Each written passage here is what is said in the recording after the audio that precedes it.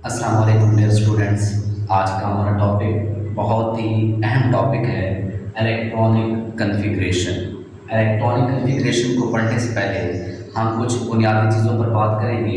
सबसे पहले हम बात करेंगे स्ट्रक्चर ऑफ एटम के मुताबिक। अगर हम एटम के स्ट्रक्चर के मुताबिक बात करें तो हम जानते हैं कि एटम जो है वो सब एटॉमिक पार्टिकल से मिलकर बना है। वो सब एटॉमिक पार्टिकल्स कौन से हैं? प्रोटॉन, इलेक्ट्रॉन और न्यूट्रॉन। प्रोटॉन पॉजिटिव चार्ज के हामिल है, इलेक्ट्रॉन नेगेटिव चार्ज के हामिल है, न्यूट्रॉन न्यूट्रल है, दे हैव नो चार्ज, इनके पास कोई चार्ज नहीं होता। अगर हम एक एटम के स्ट्रक्चर ड्रा करें, ठीक है जी, तो हम देखते हैं कि एटम का जो सेंट्रल पार्ट है, मरकजी हिस्सा, वो न्यूक्लियस है। न्यूक्लियस के अंदर इन सब एटॉमिक पार्टिकल्स में से कौन से पार्टिकल्स पाए जाते हैं? एक प्रोटॉन होते हैं और दूसरे सब एटॉमिक पार्टिकल्स इनमें न्यूट्रॉन होते हैं। तो प्रोटॉन और न्यूट्रॉन जो है वो न्यूक्लियस के अंदर होते हैं। न्यूक्लियस के बाहर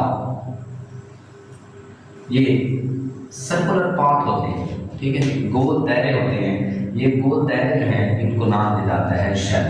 शेल भी कह सकते हैं, ऑर्बिट भी कह सकते हैं, एनर्जी लेवल भी कह सकते हैं। और ये नाम इन्हें किसने दिए थे? नील्स बोर ने। नील्स बोर ने बताया था कि न्यूक्लियस के बाहर गोल रास्ते हैं, उन गोल रास्तों के ऊपर इलेक्ट्रॉन्स गर्दिश करती हैं। तो ये रास्ते जो हैं ये इलेक्ट्रॉन्स की रिहाइश हैं। रिहाइश कहाँ है? इलेक्ट्रॉन्स जो हैं वो इन्हीं शेल्स के अंदर रिवॉल्व करते हैं, इन्हीं शेल्स के अंदर पाए जाते हैं। तो ये है बुनियादी चीज़ एटम के मुताबिक। अब पहले बच्चों याद रखिए कि ये जो शेल है ये शेल किन्हें कहा जाता है। यहाँ पर हम दो बुनियादी चीज़ों के मुताबिक बात करेंगे। उनमें से एक शेल है और दूसरा सब शेल। इनको मैंने अलग अलग राइट किया है। इनकी डेफिनेशन पहले हम पढ़ लेते हैं कि शेल किन्हें कहा जाता है। हमारे पास दो डेफिनेशन है शेल की। तो पहली डेफिनेशन है कि पास around the nucleus where probability of finding electron is maximum. यानी कि न्यूक्लियस के गिर्द वो रास्ते जहां इलेक्ट्रॉन्स के पाए जाने के इम्कानात सबसे ज़्यादा मैक्सिमम हो, उन रास्तों को हम क्या नाम देते हैं? शेल्स। ठीक है, ये न्यूक्लियस है, न्यूक्लियस के बाहर ये रास्ते हैं। इन रास्तों में इलेक्ट्रॉन्स के पाए जाने के इम्कानात ज़्यादा हैं, तो इन रास्तों को हम क्या नाम देंगे? शेल्स का नाम देंगे। हमारे पास शेल्स की दूसरी डेफिनेशन है main energy levels that electrons occupy. Nucleus के गिर्द ये मेन एनर्जी लेवल्स हैं जिनको इलेक्ट्रॉन्स ने ऑक्यूपाई किया है, जिनके अंदर इलेक्ट्रॉन्स पाए जाते हैं, तो उन्हें भी हम क्या नाम देते हैं? शेल्स का नाम देते हैं। ये हमारे पास शेल की डेफिनेशन है। शेल्स को इंग्लिश के बड़े रूप से लिखा जाता है। और शेल्स कौन कौन से होते हैं? देखिए शेल्स जो हैं उनमें पहला के शेल होता है, उसके बाद एल शेल, फिर एम शेल, फिर एन शेल, इस तरह से ये आगे चलते रहते हैं। लेकिन ये न्यूक्लियस है, स्ट्रक्चर की मदद से हम समझें तो न्यूक्लियस के करीब करीब जो पहला शेल होता है वो कौन सा शेल होगा? के शेल के बाद कौन सा शेल होगा? एल, और तीसरा शेल फिर कौन सा होगा? एम के बाद फिर कौन सा शेल आएगा? चौथा शेल एन। ठीक है जी, इस तरह ये चलते रहते हैं। शेल जो है उनके अंदर इलेक्ट्रॉन्स की मखसूस तादाद समा सकती है। हर शेल जो है उसके अंदर इलेक्ट्रॉन्स जो हैं उनकी तादाद फिक्स है। जैसे अच्छा ये हमने देखना है कि एक शेल के अंदर इलेक्ट्रॉन्स कितने समा सकते हैं, उसके लिए हमारे पास एक फार्मूला है 2n²। यहाँ पर n जो है ये नंबर ऑफ शेल है, नंबर ऑफ ऑर्बिट है। कल मैंने आपको बताया था कि इसको प्रिंसिपल क्वांटम नंबर भी कहा जाता है। k शेल के लिए n की वैल्यू 1 होती है, l शेल के लिए 2, m शेल के लिए 3, n शेल के लिए 4, इस तरह से। ठीक है, तो ये फार्मूला इस्तेमाल करके हम इन शेल्स के अंदर इलेक्ट्रॉन्स की तादाद फाइंड आउट कर सकते हैं। अब देखिए अगर हम ये देखना चाहते हैं कि के शेल के अंदर कितने इलेक्ट्रॉन आ सकते हैं, तो सबसे पहले हम लिखेंगे k = 2n²। अब k जो है यहाँ पर इसका n जो है इसकी वैल्यू क्या है? नंबर ऑफ ऑर्बिट, ये n इसके लिए 1 होता है, तो यहाँ पर 1 हम पुट करेंगे। अब जब हम 1 का स्क्वायर लेंगे तो हमारे पास 1 ही आता है, तो 2 को हम 1 के साथ मल्टीप्लाई करेंगे तो कितना आंसर आएगा? तो हमारे पास के शेल जो है इसमें कितने इलेक्ट्रॉन्स आ सकते हैं? 2। उसके बाद एल शेल आता है। अब एल शेल के लिए अगर हमने इलेक्ट्रॉन्स की तादाद मालूम करनी है फिर हम इक्वली इस्तेमाल करेंगे, लेकिन एल शेल के लिए n की वैल्यू मुख्तलिफ होगी। यहाँ पर n की वैल्यू हमारे पास एल शेल के लिए क्या होगी? 2 का हम मुरब्बा लेंगे, इसका स्क्वायर लेंगे तो हमारे पास कितना आंसर आएगा?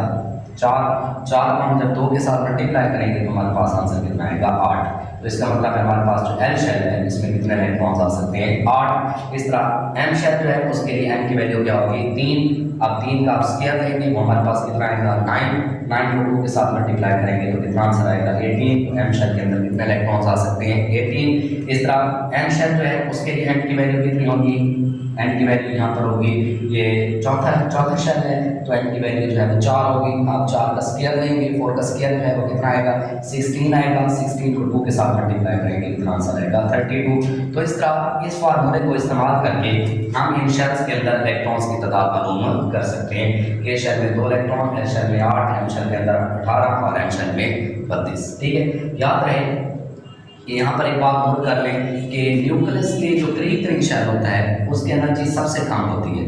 तो जैसे जैसे न्यूक्लियस से शेल्स दूर होते जाएंगे उनकी एनर्जी में इजाफा होता जाएगा। तो सबसे कम एनर्जी के शेल की होगी, उससे ज़्यादा एनर्जी एल शेल की, फिर उससे ज़्यादा एनर्जी एम शेल की और सबसे ज़्यादा एनर्जी जो है वो एन शेल की होगी।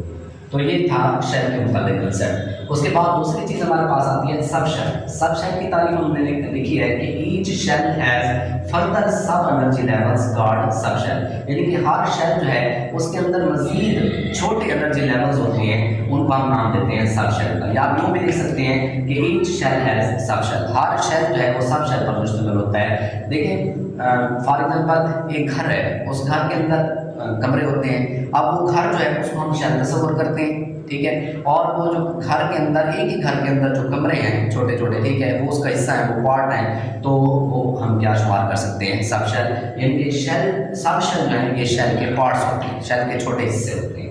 अब जिस तरह शेल जो हैं उनके अक़साम है के एल एम एन, इस तरह सब शेल जो हैं वो बुनियादी तौर पर 4 होते हैं। तो वो 4 सब शेल कौन से हैं, उनमें पहले आता है एस, पी, डी और एफ, ये 4 सब शेल हैं। याद रखिए कि शेल जो है इनको हम अंग्रेजी के बड़े रूप से लिखते हैं, सब शेल जो है इनको अंग्रेजी के छोटे रूप से लिखा जाता है। अब जिस तरह शेल में इलेक्ट्रॉन्स की मखसूस तादाद समा सकती है, सब शेल जो है उसके अंदर भी इलेक्ट्रॉन्स की मखसूस तादाद आ सकती है। एस सब शेल जो है इसमें 2 इलेक्ट्रॉन आते हैं, पी सब शेल के अंदर 6 इलेक्ट्रॉन आते हैं, डी सब शेल में इलेक्ट्रॉन 10 समा सकते हैं और एफ सब शेल जो है इसके अंदर 14 इलेक्ट्रॉन्स जो है उनकी गुंजाइश है। याद रहे कि एक शेल या सब शेल में जितनी इलेक्ट्रॉन्स की गुंजाइश है उस गुंजाइश से कम इलेक्ट्रॉन समा सकते हैं, उससे ज़्यादा नहीं आ सकते। यानी कि एस सब शेल है इसके अंदर 2 इलेक्ट्रॉन्स की गुंजाइश है, तो 2 से कम यानी 1 इलेक्ट्रॉन इसके अंदर आ सकता है, लेकिन 2 से ज़्यादा यानी कि 3 इलेक्ट्रॉन्स जो हैं वो इसके अंदर नहीं समा सकते। इस तरह शेल की भी एक कंडीशन होती है कि के शेल है इसके अंदर 2 इलेक्ट्रॉन की गुंजाइश है, तो 2 इलेक्ट्रॉन ही आएंगे, 2 से कम भी आ सकते हैं, लेकिन 2 से ज़्यादा इलेक्ट्रॉन इसके अंदर नहीं समा सकते।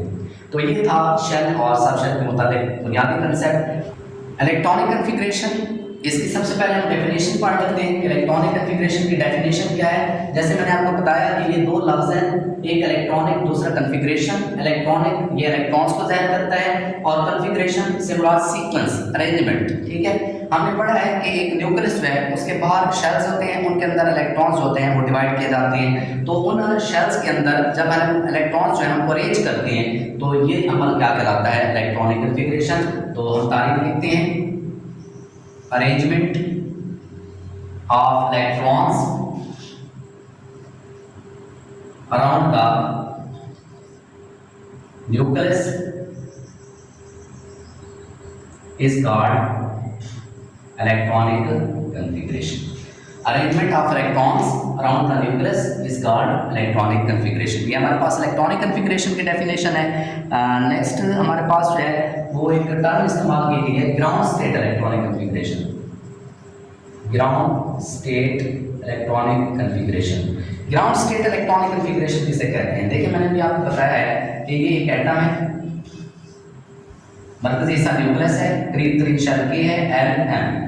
अब न्यूक्लियस जो है उसके जो करीब तरीन शेल होता है उसकी एनर्जी सबसे कम होती है। जैसे जैसे मतलब शेल जो है वो न्यूक्लियस से दूर होते जाते हैं उनकी एनर्जी में इजाफा होता जाता है। तो अब ग्राउंड स्टेट इलेक्ट्रॉनिक कन्फिग्रेशन क्या है, ये वो इलेक्ट्रॉनिक कन्फिग्रेशन है जिसमें इलेक्ट्रॉन सबसे कम एनर्जी वाले शेल में होते हैं। सबसे कम एनर्जी वाला शेल वो होगा जो न्यूक्लियस के नियरेस्ट होगा, न्यूक्लियस के करीब तरीन होगा। तो फॉर एग्जांपल हाइड्रोजन की हम अगर मिसाल लें तो हाइड्रोजन के पास एक इलेक्ट्रॉन है, ठीक है। तो इसका मतलब ये है कि ये उसका न्यूक्लियस है, ये उसका पहला शेल है, ठीक है। अब ये शेल न्यूक्लियस के करीब तरीन है, ठीक है, ये सबसे कम एनर्जी वाला शेल है। अब इसके अंदर उस हाइड्रोजन का एक इलेक्ट्रॉन मौजूद है, तो ये जो उसकी इलेक्ट्रॉनिक कन्फिग्रेशन है जिसमें इलेक्ट्रॉन सबसे कम एनर्जी वाले शेल में है, तो इसको हम नाम देते हैं ग्राउंड स्टेट इलेक्ट्रॉनिक कन्फिग्रेशन। एक दूसरी टर्म होती है एक्साइटेड स्टेट इलेक्ट्रॉनिक कन्फिग्रेशन।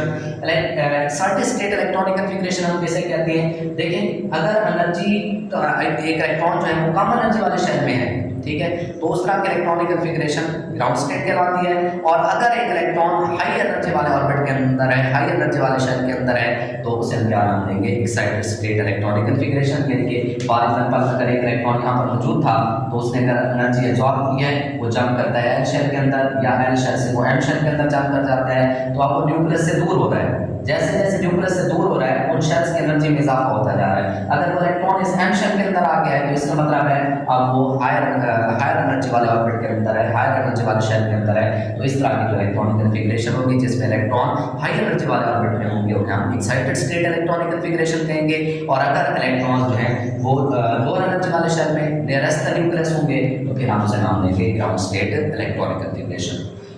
तीसरा पॉइंट हमारे पास है कि इलेक्ट्रॉनिक कन्फिग्रेशन अगर हम लिखना चाहते हैं तो उसके लिए हमें कुछ बातों का इल्म होना जरूरी है, ठीक है। उसमें से सबसे पहली बात, इंपॉर्टेंट बात, आपको नंबर ऑफ इलेक्ट्रॉन्स का पता हो। नंबर ऑफ इलेक्ट्रॉन्स, एक न्यूट्रल एटम के अंदर आपको नंबर ऑफ इलेक्ट्रॉन्स या आपको कोई भी आयन है अगर उसकी इलेक्ट्रॉनिक कन्फिग्रेशन लिखना चाहते हैं तो उसके लिए आपको इलेक्ट्रॉन्स की तादाद का पता होना चाहिए कि इसके अंदर इलेक्ट्रॉन्स की तादाद कितनी है। क्योंकि इलेक्ट्रॉनिक कन्फिग्रेशन जो है ये किसकी बुनियाद पर लिखी जाती है, ये एटॉमिक नंबर की बुनियाद पर लिखी जाती है। एटॉमिक नंबर होता है प्रोटॉन्स की तादाद। एक न्यूट्रल एटम में हमने पढ़ा है जितने प्रोटॉन्स होते हैं उतने इलेक्ट्रॉन्स होते हैं। अगर हमें एटॉमिक नंबर का पता है तो इसका मतलब है हमें प्रोटॉन्स की तादाद का पता है, और प्रोटॉन्स की तादाद का पता होना मतलब हमें इलेक्ट्रॉन्स की तादाद मालूम है। तो जब हमें इलेक्ट्रॉन्स की तादाद मालूम होगी तो उसके लिए फिर हम आसानी से उस एलिमेंट की, उस एटम की इलेक्ट्रॉनिक कन्फिग्रेशन राइट कर सकते। ये पहली चीज़। दूसरा पॉइंट हमारे पास है कि अगर हमने इलेक्ट्रॉनिक कन्फिग्रेशन लिखनी है तो हमें शेल और सब शेल की सीक्वेंस का पता होना चाहिए, उनकी तरतीब का पता होना चाहिए कि शेल और सब शेल की तरतीब क्या है। जैसे हम पढ़ चुके हैं कि शेल जो है उनकी तरतीब क्या होती है। सबसे पहले न्यूक्लियस के गिर्द पहला शेल कौन सा होता है, के, उसके बाद दूसरा शेल एल, तीसरा शेल एम और चौथा शेल एन, इस तरह सो ये उनकी सीक्वेंस है शेल की। इस तरह सब शेल की सीक्वेंस क्या है, एस, पी, डी और एफ, ठीक है। अच्छा प्यारे बच्चों, ये दूसरा पॉइंट हो गया। अगर आपने इलेक्ट्रॉनिक कन्फिग्रेशन लिखनी है तो आपको इन शेल्स और सब शेल्स की तरतीब का पता होना चाहिए। और तीसरा जो है वो आपको कैपेसिटी ऑफ इलेक्ट्रॉन्स का पता होना चाहिए जो इन शेल्स और सब शेल्स के अंदर रखी जा सकती है। इन शेल्स और सब शेल्स के अंदर इलेक्ट्रॉन्स की जो गुंजाइश है कि इन शेल्स और सब शेल्स में कितने इलेक्ट्रॉन समा सकते हैं उसका हमें पता होना जरूरी है। तो तीसरा जो है वो कैपेसिटी ऑफ इलेक्ट्रॉन्स जो इन शेल्स और सब शेल्स के अंदर मौजूद होते हैं, ठीक है। आपको देखिए के शेल जो है इसकी कैपेसिटी कितनी है, इसके अंदर कितने इलेक्ट्रॉन समा सकते हैं, 2 इलेक्ट्रॉन, तो ये हमें पता होना चाहिए। एल शेल के अंदर कितने इलेक्ट्रॉन आ सकते हैं, 8, एम शेल के अंदर 18, एन शेल के अंदर 32। इस तरह एस सब शेल जो है इसकी कैपेसिटी कितनी है, इसमें कितने इलेक्ट्रॉन मौजूद हो सकते हैं, 2, पी सब शेल के अंदर 6, डी के अंदर 10 और एफ के अंदर 14। तो ये 3 बातें जो हैं ये अगर हमें पता होंगी तो हम इलेक्ट्रॉनिक कन्फिग्रेशन लिख सकते हैं।